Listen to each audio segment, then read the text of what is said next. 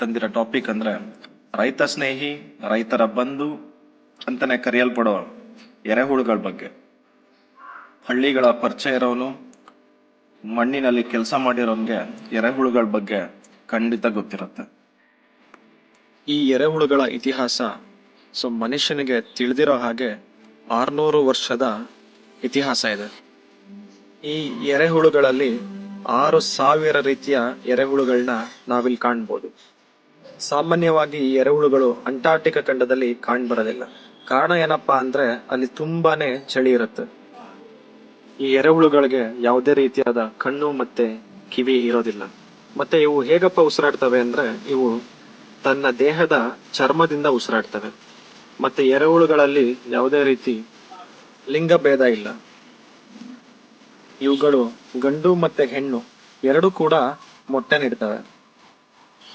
ವರ್ಷಕ್ಕೆ 80 ರಿಂದ 90 ಮೊಟ್ಟೆಗಳನ್ನ ಹಾಕ್ತವೆ. ಸಾಮಾನ್ಯವಾಗಿ 1 ರಿಂದ 2 ವರ್ಷ ಇವು ಬದುಕಿರ್ತವೆ.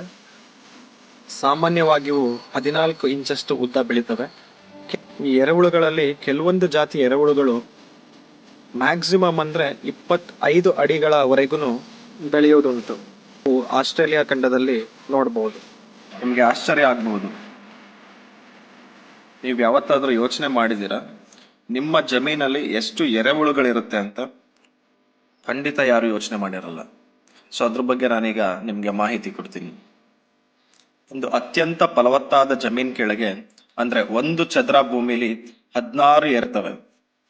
ಈ ಮಣ್ಣಿನ ಕೆಳಗೆ ಬಿಡುವಿಲ್ದೆ ದುಡಿಯೋ ನಮ್ಮ ಎರೆಹುಳುಗಳು ವಾರದ ರಜೆ ತಗೊಳಲ್ಲ, ಇವಕ್ಕೆ ಸಂಬಳ ಇಲ್ಲ, PF ಇಲ್ಲ, ESI ಇಲ್ಲ, ಏನೂ ಇಲ್ಲ. ದಿನದ 24 ಗಂಟೆನೂ ನಿಮ್ ಜಮೀನಲ್ಲಿ ಇದು ಉಳುಮೆ ಮಾಡ್ತಾನೆ ಇರುತ್ತೆ. ಆದ್ರೆ ನಮ್ಮ ರಾಜಕಾರಣಿಗಳು ಹಾಗಲ್ಲ. ಕೆಲಸ ಮಾಡಿಲ್ಲ ಅಂದ್ರೂ ದುಡ್ಡು ಮಾತ್ರ ಬೇಕು ಅವ್ರಿಗೆ.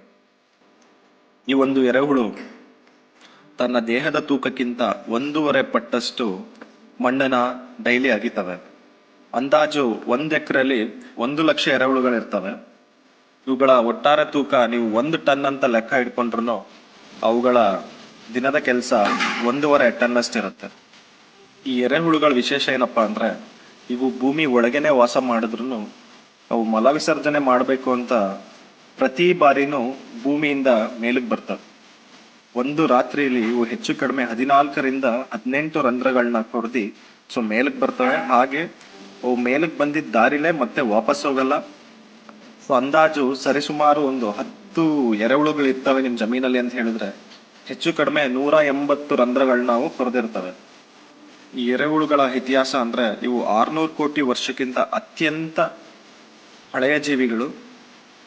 ಸಾವಿರಾರು ವರ್ಷಗಳಿಂದ ಬದುಕುಳಿದಿರೋ 100 ಜೀವ ಜಂತುಗಳಲ್ಲಿ ಈ ಎರೆಹುಳು ಕೂಡ ಒಂದು. ಇವು ದಿನದ 24 ಗಂಟೆ ಕೂಡ ದುಡಿತಾ ಇರ್ತವೆ.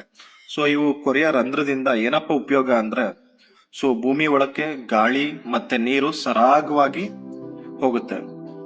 ಈ ಎರೆಹುಳುಗಳ ಮಲ ನಮ್ಮ ಬೆಳೆಗಳಿಗೆ ಎಷ್ಟು ಉತ್ಕೃಷ್ಟ ಗೊಬ್ಬರ ಅಂದ್ರೆ ನಮ್ಮ ಬೆಳೆಗಳಿಗೆ ತುಂಬಾನೇ ಪ್ರಯೋಜನಕಾರಿಯಾಗಿರೋದು. ನಾನು ಎಷ್ಟೊಂದು ಬಾರಿ ನೋಡಿದೀನಿ, ಎಷ್ಟೊಂದು ಜಮೀನ್ಗಳಿಗೆ ಬೆಂಕಿ ಹಾಕಿರ್ತಾರೆ. ಎಕ್ಸ್ಪೆಷಲಿ ಈ ಕಬ್ಬಿನ ಗದ್ದೆಗಳು ಮತ್ತೆ ಈ ಕಳೆ ಕಿತ್ತ ಮೇಲೆ ಒಣಗದ ಮೇಲೆ ವೇಸ್ಟ್. ಅವ್ರೇನ್ ಅನ್ಕೋತಾರೆ ಜಮೀನ್ಗೆ ಗೊಬ್ಬರ ಆಗುತ್ತೆ ಸುಟ್ಟ ಮೇಲೆ ಅಂತ ಅನ್ಕೋತಾರೆ. ಬಟ್ ವಾಸ್ತವ ಏನಪ್ಪ ಅಂದ್ರೆ ಅದು ಗೊಬ್ಬರ ಆಗೋದು ನಿಜ, ಜೊತೆಗೆ ಅವ್ರು ಎಷ್ಟೋ ಎರೆಹುಳುಗಳನ್ನ ಅವ್ರ ಜಮೀನಲ್ಲೇ ನಾಶ ಮಾಡ್ತಾರೆ. ದಯಮಾಡಿ ಜಮೀನ್ಗಳಲ್ಲಿ ಬೆಂಕಿ ಹಾಕೋದನ್ನ ಕಡಿಮೆ ಮಾಡಿ ಕೀಟನಾಶಕ, ಕಳೆನಾಶಕ ಅಥವಾ ಯಾವುದೇ ರೀತಿ ರಾಸಾಯನಿಕ ಉಪಯೋಗ ಮಾಡದಂತೆ ನೋಡ್ಕೊಳ್ಳಿ.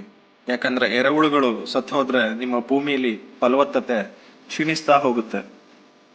ಆದಷ್ಟು ಈ ದನದ ಗೊಬ್ಬರ, ಕುರಿ ಗೊಬ್ಬರ ಹಾಗೂ ಸಾವಯವ ಕೃಷಿ ಕಡೆಗೆ ಗಮನ ಹರಿಸಿ.